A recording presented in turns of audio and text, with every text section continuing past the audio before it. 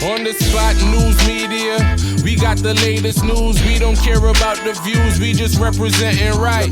Put local news internationally every night. On the spot, wave that Jamaican flag from left to right. Let's get it right, y'all know the type. We ain't dealing with the hype. We make it take flight. Yeah man, my viewers and subscribers, what a go on. A blessed and wonderful Saturday morning to each and every person out there tuning into On The Spot News Media. Now my peeps, you don't know how we do it over on this side each and every morning. We have to give thanks and praise to the Most High Creator for the preservation of life, because life is indeed the greatest. Now in the morning, my peeps, to the name Saturday, the day when some of the ones them traverse the church. So happy Sabbath and safe travel pan the gravel. Please remember On The Spot News Media's loyal viewers and subscribers in your immediate prayers, because we definitely know how Jamaica run, so we definitely need that now more than ever. Yeah man, and to all of the ones them traversing the streets, going about your regular business, safe travel pan the gravel, continue to look out on the corner, yeah, because the old dirty corner boy them always out there alerts. So in recent times, I have been imploring and asking the citizens of Manchester and also of St. Elizabeth to basically stop the old dirty criminal elements them from outside in our communities. But it seems as if my many pleas and many warnings has been falling on deaf ears. The police can do as much as they can, but remember this. Most of the police officers don't live in the communities where all these atrocities is been happening. Only live there. So the onus is on you people. The onus is on you to do the right thing and stop them. My grow come here say money are the root to all evil, you know. But as a grown up, we get to understand the fullness of that statement. And the money are the root to all evil. And the love of money definitely are the root to all evil. Because of the love of money, why no found residents from Manchester and St. Elizabeth are by them dirty criminal elements that from all both in our place. And now on the place mash up, topsy-turvy, literally turn over. Yeah man, me I tell you. Now, a robbery go on in a Porus last night. We're going to talk about that first before we get into other stories. And 2 people end up lose them 3 points in that altercation. Now, me I going to give you the official police report.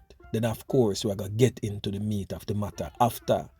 Now, 4 men are presently in police custody, and an Ak47 is among 3 guns seized by the police in their quick action following a robbery and loss of life that took place in Porus, Manchester. Now, 2 people were reportedly taken out by criminal elements during that robbery. Reports from the Manchester police is that around 7:20 p.m. last evening, that a Friday, 4 criminal elements well armed to the T. And when I say arms up, I mean well arms to the T. We are talking about tall up and shot up. Entered a supermarket along the Porus main road and proceeded to rob the premises of an undetermined sum of money. During the robbery, the men reportedly opened fire, hitting 3 people. Reports indicate that 2 of the persons that was hit later succumbed to their injuries. The police were notified of the incident, and through their quick response, a roadblock was set up. According to the police reports, the robbers were intercepted in the Williamsfield section of the parish, where an Ak47 rifle was seized. In addition to the Ak47 rifle's seizure, 2 handguns, several rounds of ammunition, and a ballistic vest was seized during that operation. Now, my peeps, make we get into the meat of the matter. Now, the reports clearly states that 2 persons end up lose them 3 points courtesy of the old dirty criminal elements.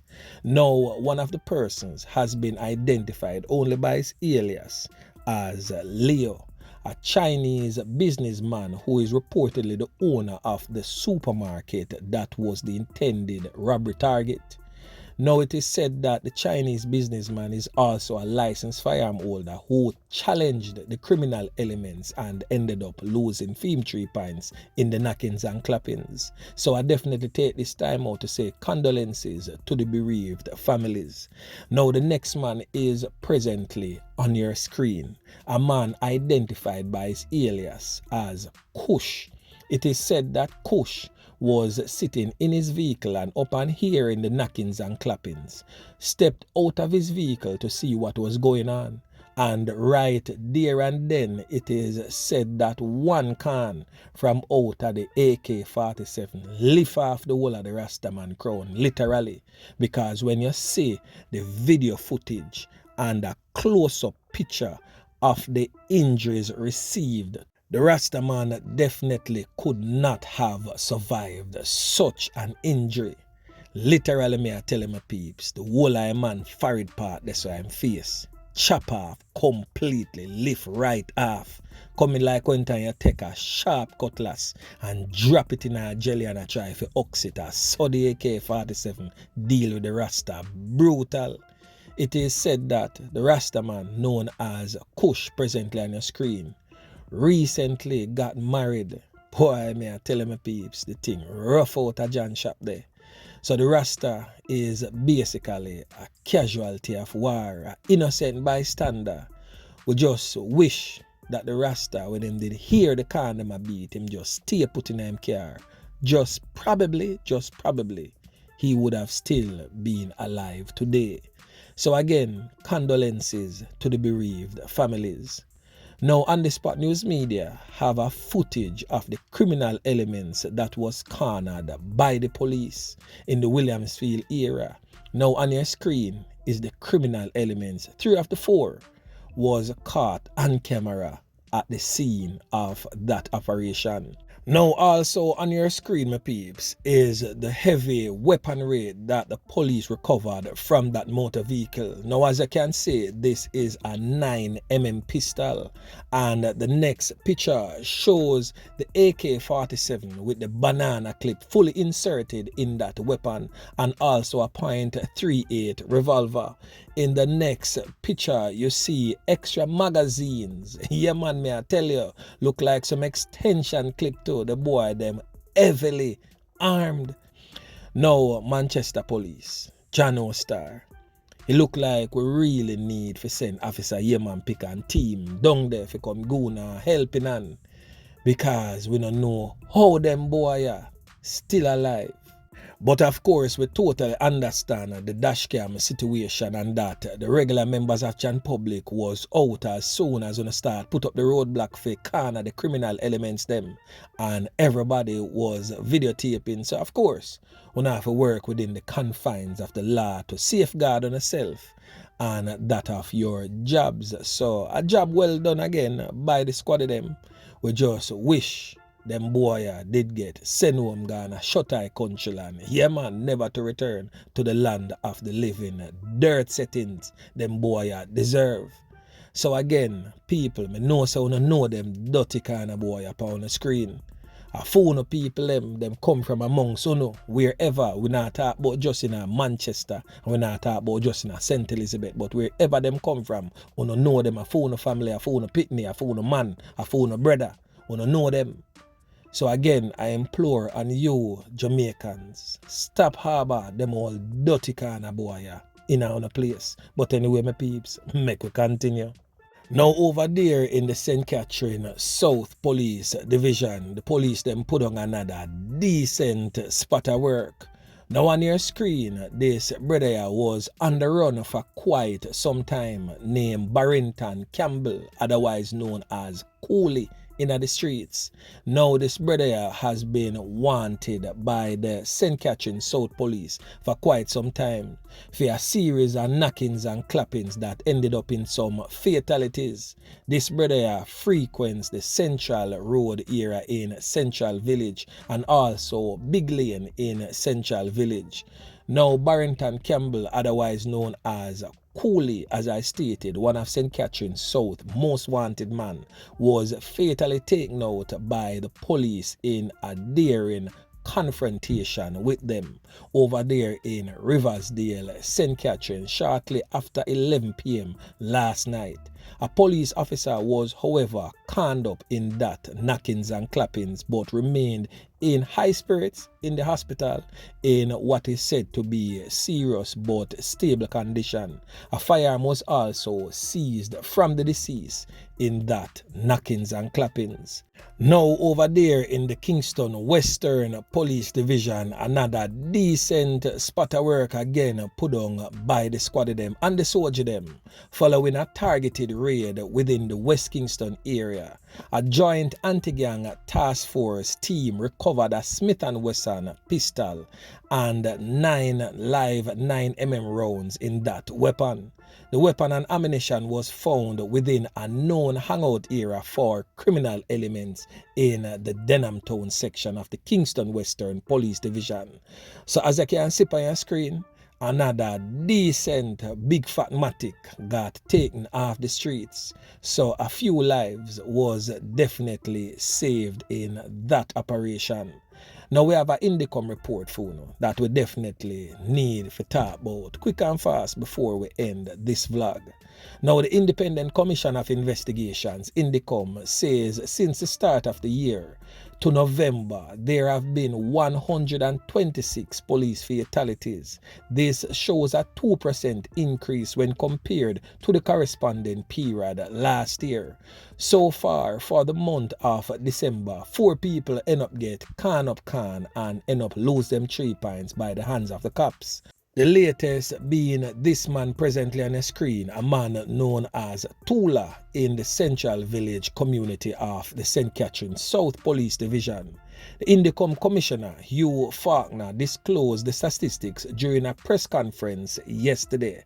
Faulkner says investigators have revealed that no illegal weapons were discovered in 75 of the over 200 cases of persons who get caught up or injured by the police. Now we are going to hear from the Indicom Commissioner Hugh Faulkner as he relates to his claims. Listen.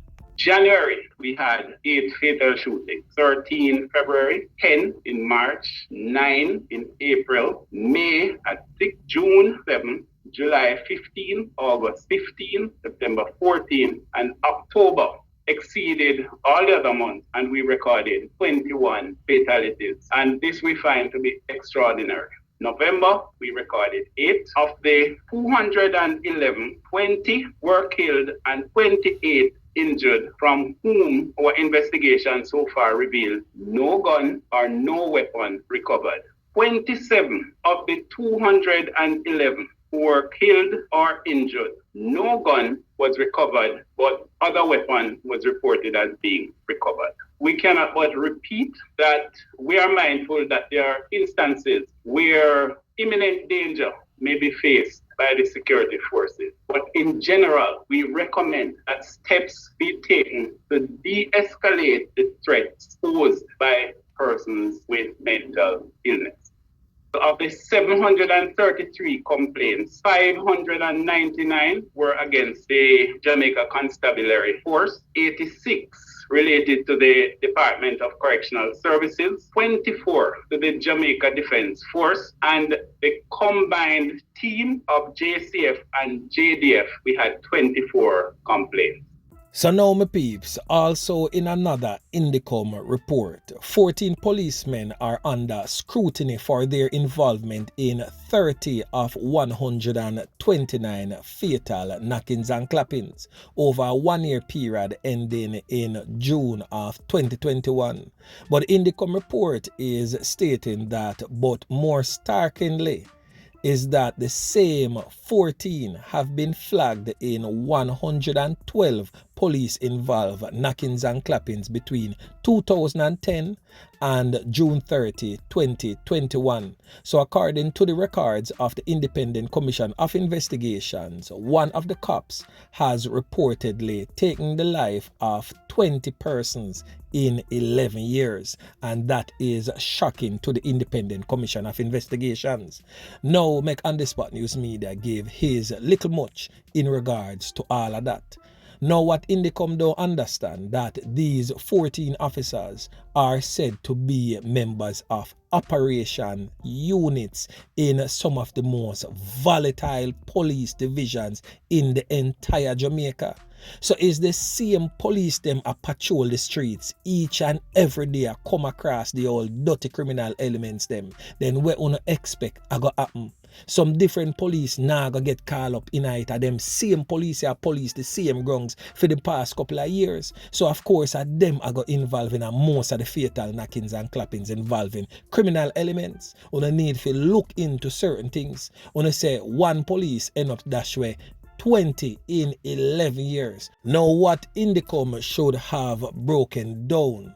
How much of that 20 was that police convicted of? Was he brought to justice to face the courts for any of the 20? Was he convicted for any of the 20? Or just list out the 20? Of course, the police is still a serving member of the Jamaica Constabulary Force. So if he was convicted of any, he would not be a serving member. Hence the 20 that is so appalling to the Independent Commission of Investigations, Indicom. This 20 that you speak of must be justified, because nowhere in your report you stated that you have once charged that officer. So instead of this big hullabaloo about how many people these frontline, note the term, frontline officers has taken out during the proper execution of their duties, these officers should be awarded for their services to the people of Jamaica. And I would also want to note this. You see, as long as there's an uptick or increase in crime and violence in the country, you will also have an increase of police fatal knockings and clappings, because more criminals out there are do robbery, are ClapWeh members of Jan Public, are ClapWeh each other, gang violence and all of that. Police men and women will always be in the center of all of that, and in defense of themselves, their country, and also the regular members of Jan Public. Corner figure clap and dirty corner boy a figure drop, and the Independent Commission of Investigation need to understand that. Yeah man, so anyway my peeps, remember to like, share, subscribe to the channel. Stay tuned to On The Spot News Media as I continue to bring you fresh news and updates in subsequent newscast. On The Spot News Media. Yeah man.